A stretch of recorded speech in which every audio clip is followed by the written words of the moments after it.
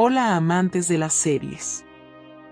En este video analizaremos y contaremos los eventos que sucederán en el sexto episodio de la segunda temporada de la serie. Este video se ha preparado analizando los tráileres publicados de la serie. Gracias a Mercan se descubrió que Eylul no había muerto Ates y Eylul se han reunido. El reencuentro ha sido en un lugar tan significativo que se volvieron a encontrar dentro del edificio en ruinas donde años atrás se vieron obligados a separarse. Ates abraza fuerte a Eylul y le dice: querida hermana mía, vida mía, estás viva, vives. Mercan dice que esto es un milagro.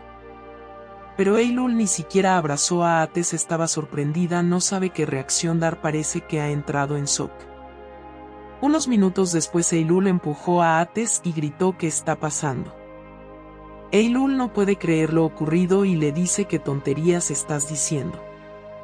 Ates le dijo a Eylul: yo soy tu hermano, la pesadilla terminó, las maldades terminaron.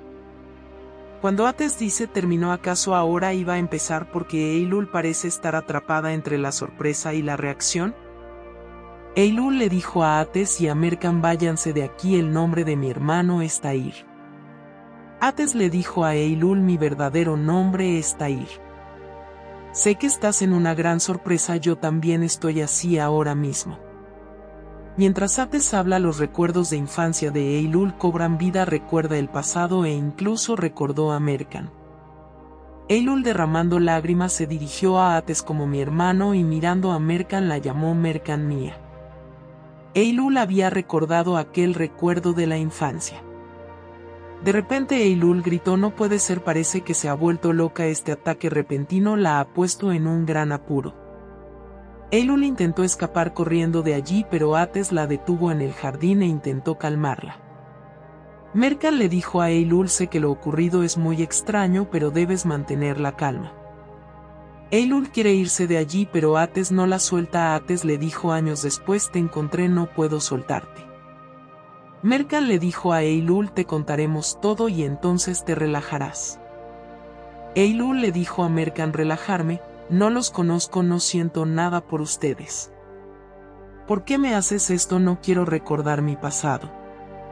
Si yo tenía un hermano, pero ya no. En realidad Eylul recordó aquel periodo traumático de la infancia. Este recuerdo la entristeció aún más porque había hecho un gran esfuerzo por olvidar ese periodo traumático. Lo que sorprende a Eylul es si los niños que recordaba de la infancia eran realmente las personas que tiene delante. Eylul temblaba y no puede aceptar la situación. Ates le dijo a Eylul: mi verdadero nombre es Tahir, me puse el nombre Ates porque ardía con el fuego de la venganza. Me enfurecí y me fortalecí solo para tomar tu venganza. Eylul, mirando a los ojos de Ates, preguntó: ya que eras mi hermano y eras fuerte, ¿por qué no me buscaste? ¿Por qué no me encontraste? Es una pregunta tan dolorosa que Ates se quedó paralizado. Eylul continuó su discurso y le dijo a Ates: ¿por qué permitiste que sufriera en las calles donde estabas durante años? Eylul está enfadada porque su hermano llegó muy tarde a encontrarla. Ates le dijo a Eylul: te juro que ni un momento te olvidé, me dijeron que habías muerto, me mostraron tu tumba. Eylul en ese momento vio en la muñeca de Ates la misma pulsera que quedaba como recuerdo de su familia y se quedó paralizada. Ates sacó del bolsillo la pulsera que pertenecía a Eylul y le dijo: la recordaste, ¿verdad? Esta es la tuya. De niños tú estas pulseras las llamabas pulseras de hermano y hermana. Eylul recordó aquellas palabras que dijo en la infancia. Si Eylul recordaba el pasado no de forma borrosa, prácticamente lo está viviendo. Eylul empezó de nuevo a usar frases de reproche hacia Ates y le dijo: ¿de qué sirve que te recuerde? Tú vivías en palacios, yo estaba entre las ratas. Si tú hubieras querido podrías haberme encontrado fácilmente. Eylul está en un gran error porque piensa que a pesar de que Ates era fuerte y rico, no llegó a ella por capricho. Según el pensamiento de Eylul, era insignificante para Ates porque años atrás ella podría haber sido encontrada por Ates. En esos minutos Aya los observa en secreto desde lejos, todo ha salido a la luz. Pero ¿quién era el responsable de tantas cosas? Según Saya, la culpa recaerá sobre ella. Además, Sayia en el pasado no se había comportado muy bien con Eylul. Sayia decidió escapar en secreto de la mansión. Eylul fue corriendo a su habitación en la mansión para prácticamente digerir el hecho que vivió. Musein tiene noticia del hecho y es como un ratón acorralado. Musein inventará un escenario mentiroso para ocultar lo inevitable de Eylul. Ates se plantó en la puerta de la habitación de Eylul y le dijo que debía abrir la puerta y hablar. Eylul huye de su familia. Ates le dijo: te perdí una vez, no puedo perderte por segunda vez, me destrozaría. Eylul le dijo a Ates: si yo sobreviví a una infancia difícil, a ti no te pasará nada, no te preocupes. Ates se entristece porque su hermana le está haciendo una injusticia, sin embargo él siempre se preocupó por su hermana. Mercan le dijo a Ates: no te entristezcas, el tiempo lo arreglará todo. Ates le dijo a Mercan: perdimos tantos años tan grandes, ahora solo quiero ser feliz con mi hermana. En esos minutos Sayia encontró la oportunidad e intentó escapar de la mansión, pero Musei la detuvo. Musei le dijo a Sayia: lo arruinaste todo, tu escape despertaría sospechas.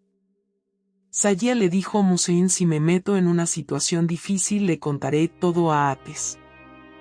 Musei agarró a Sayia del pelo, la empujó con fuerza y le dijo: tu única salvación soy yo, tienes que obedecer lo que yo diga. Musei necesita inventar una mentira muy detallada.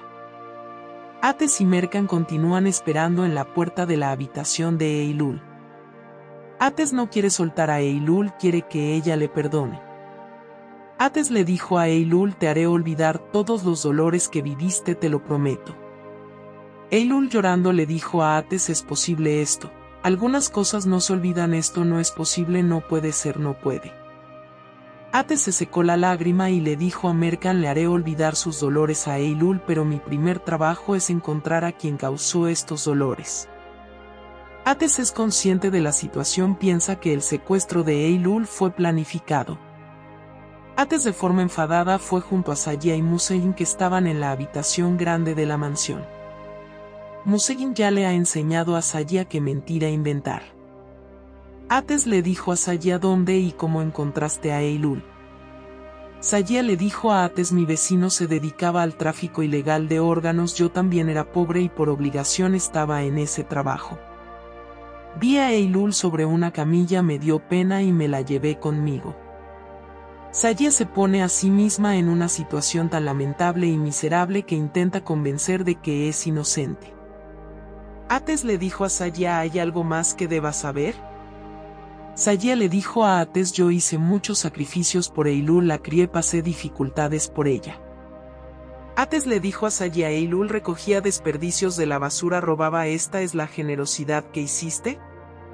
Mercan le preguntó a Sayia: ¿por qué no informaste de esta situación a alguna autoridad? Sayia llorando le dijo a Mercan: yo era una mujer sola y débil, como podía decirlo, me matarían, además yo pensaba que Eylul era una persona sin dueño. Musei tuvo que intervenir en la situación y educadamente le dijo a Ates: cálmate, lo importante es que encontramos a Eylul, ahora ocúpate de ella y no te metas en problemas investigando el pasado.